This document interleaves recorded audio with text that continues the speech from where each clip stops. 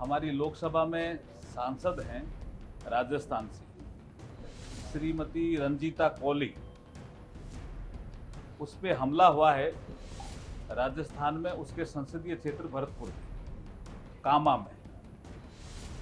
उसके लिए आपको बताने आए हैं कि किस तरह से राजस्थान में कानून व्यवस्था बिगड़ी हुई है, खान माफिया कैसे सिर चढ़ करके बोलते हैं, और एक सिटिंग एमपी जो हमारे लोकसभा की सदस्य है, संसद सत्र चल रहा है, उसके बावजूद भी उनमें इतनी हिम्मत आ गई है कि वो हमारे संसद सदस्य की गाड़ी पे पथराव करते हैं, उसको चोट पहुंचाने का प्रयास करते हैं, उस पे हमला करते हैं। और ये पहला हमला नहीं है, ये चौथा हमला है उस पे। राजस्थान की सरकार कानून व्यवस्था के मामले में बिल्कुल लचर हो गई है, बिगड़ गई है कानून व्यवस्था, उनके हाथ में कुछ नहीं बचा है। दो गुटों में बंटी हुई सरकार, और दलितों पे अत्याचार बढ़ गए, महिलाओं पे अत्याचार बढ़ गए।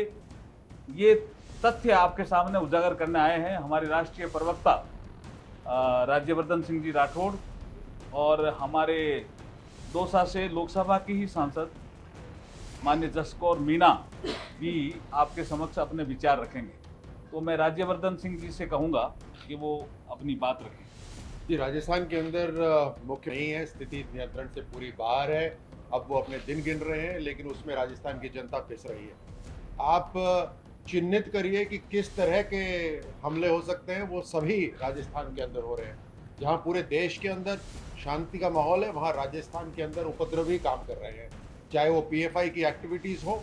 और दुख तो इस बात का होता है कि इन पीएफआई की जो एक्टिविटीज़ हैं उसको सरकार का संरक्षण मिलता है। जहाँ कांवड़ यात्रा होती है वहाँ पे धारा 144 लगा दी जाती है, जहाँ रामनवमी होती है वहाँ धारा 144 लगा दी जाती है।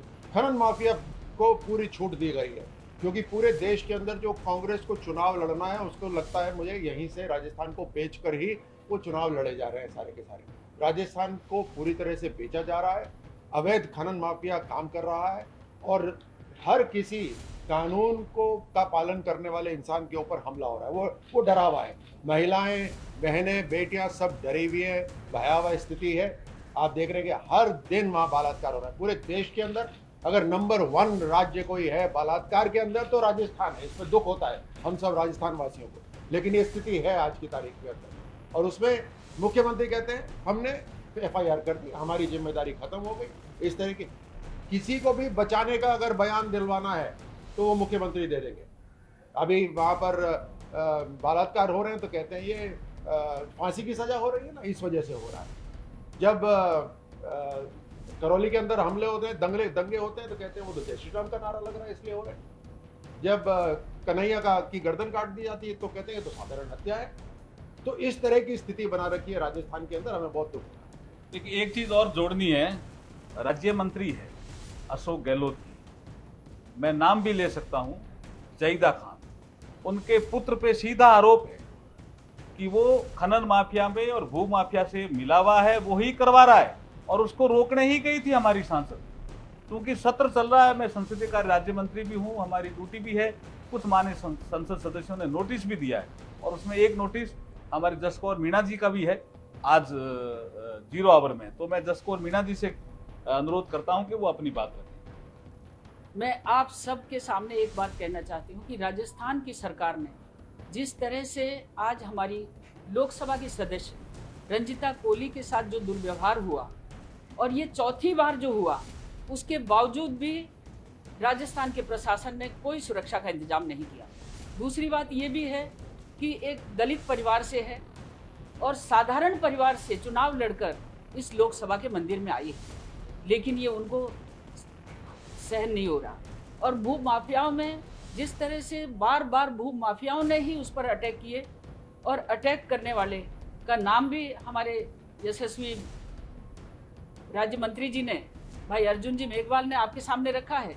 और मैं ये कहना चाहती हूँ कि राजस्थान जब महिलाओं के अपराधों को नहीं रोक पाता, और उसके साथ साथ जो वहाँ का मुख्यमंत्री है वो स्टेटमेंट अपराधियों के पक्ष में देता है, बलात्कारियों के पक्ष में देता है, शर्म की बात है। और हम ये मानते हैं कि जो रंजीता कोली जी हमारी माननीय सांसद है उसके प्रति जो अन्याय हो रहा है, जो दुर्व्यवहार हो रहा है, उसकी जान को भी खतरा है, क्योंकि चौथा अटैक और चौथी बार उसके पर जो हमला हुआ, इसकी घोर निंदा करते हैं। और साथ ही ये भी हम राजस्थान की सरकार को चेताना चाहते हैं कि यदि महिलाओं पर इस तरह के अत्याचार बढ़ाते रहे तो इनकी सरकार को दफन होने में भी देर नहीं लगेगी। आपका एक नोटिस भी है ना?